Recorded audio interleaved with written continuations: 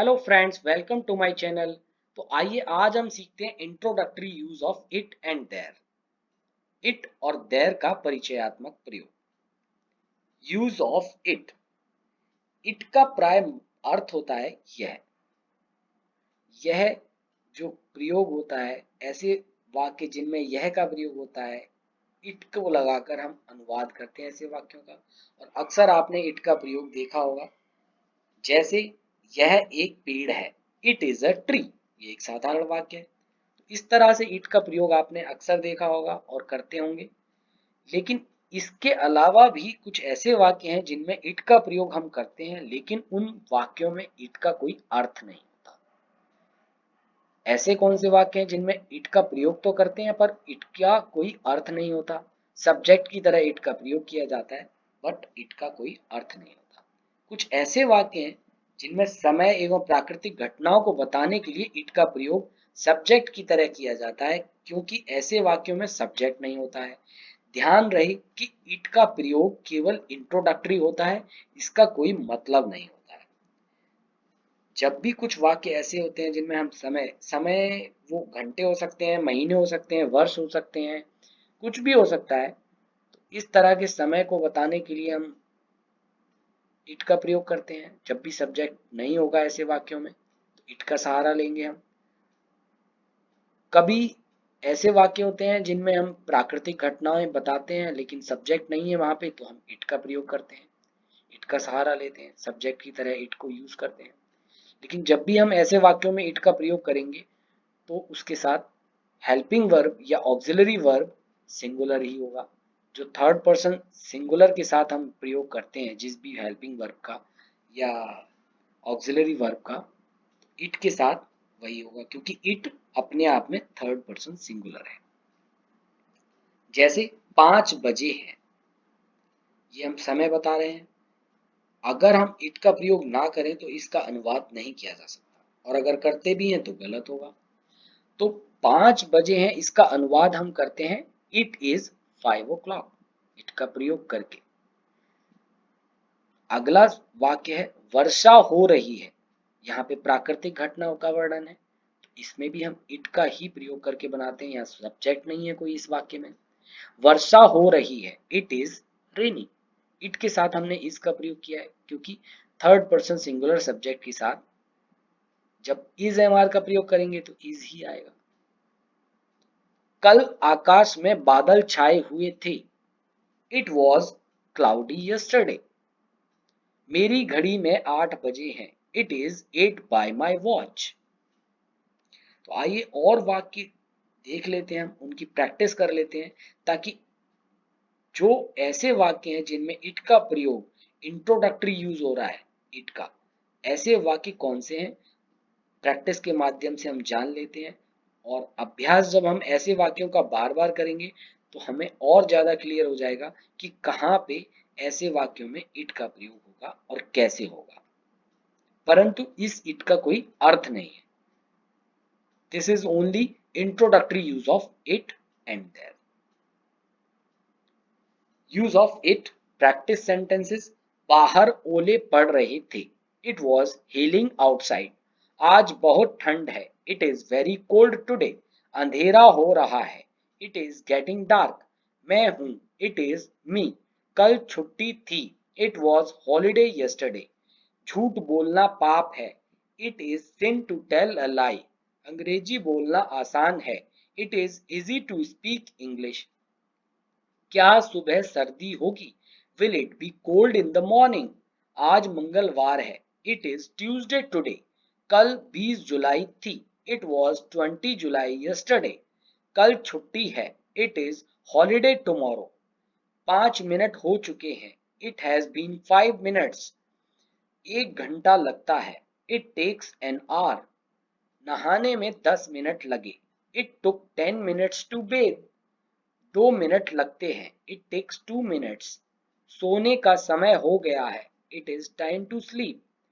पुस्तक पढ़ने में 4 घंटे लगे, it took 4 hours to read the book. तुम ही थे, इट वॉज यू। आज सुहाना मौसम है, इट इज प्लेजेंट टुडे। गाड़ी चलने में 5 मिनट हैं, It is 5 minutes to start the train. चारों तरफ सन्नाटा छाया हुआ था. It was pin drop silence all around. अब रोने का कोई लाभ नहीं. It is no use crying now. 5 घंटे लगे. It took 5 hours. आपस में लड़ने का कोई लाभ नहीं. It is no use fighting among each other. बूंदाबांदी हो रही है. It is drizzling. क्या कल छुट्टी होगी?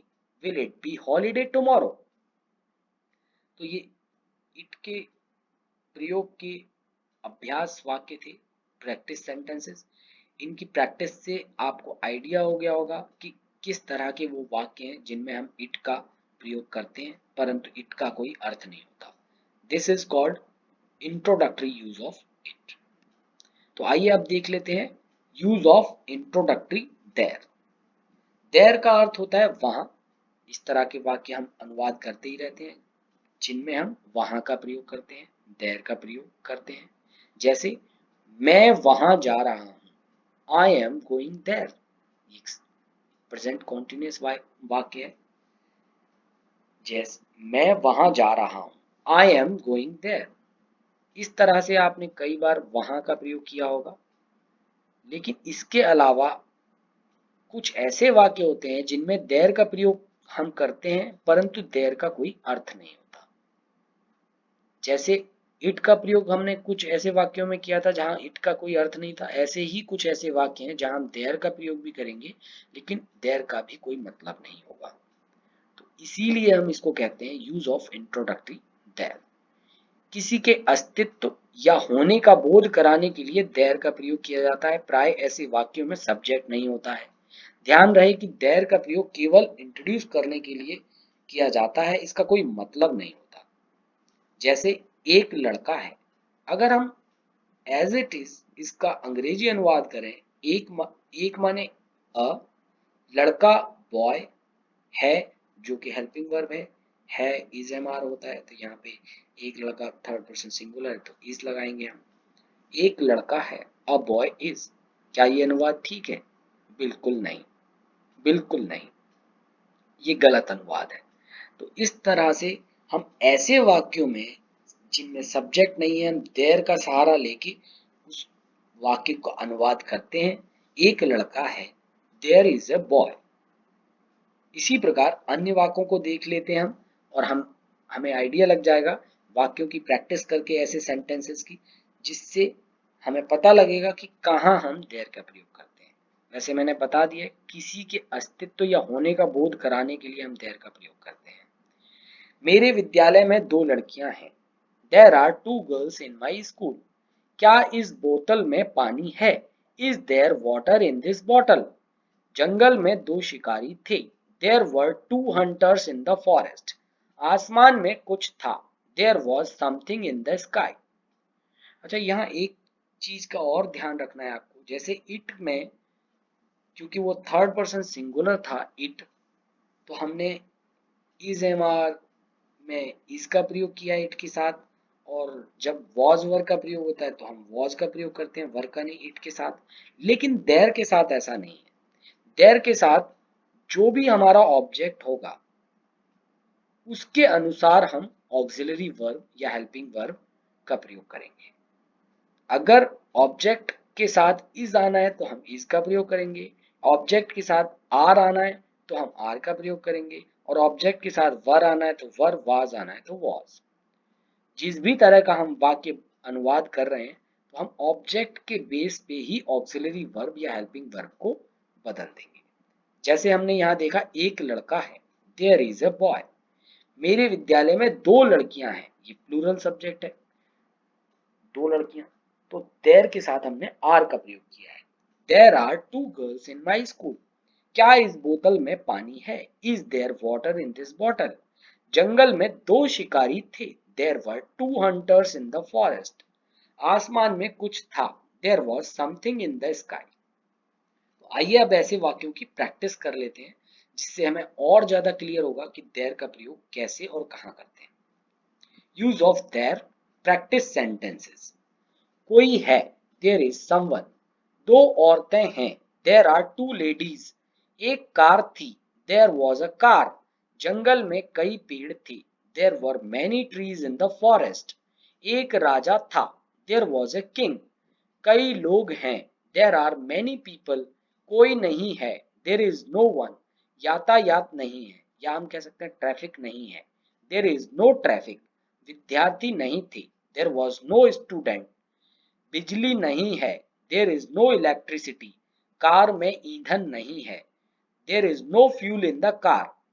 ईंधन की जगह हम अगर कई बार जो हम डेली रूटीन में वाक्य बनाते हैं, हम किसी को जनरली कहते हैं कार में पेट्रोल नहीं है, तो हम ये भी कह सकते हैं there is no petrol in the car.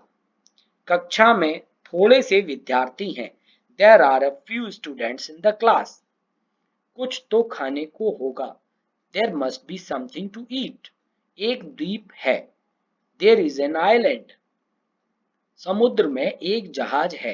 There is a ship in the ocean. नदी में एक नाव है।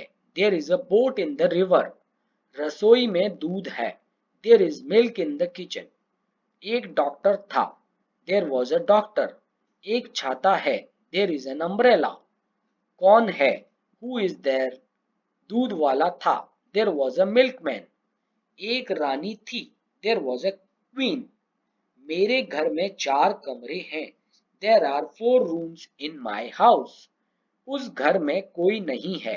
There is no one in that house. So guys please practice it with your own sentences. और अगर आपको ये वीडियो अच्छी लगी तो please like share and subscribe. Thanks for watching.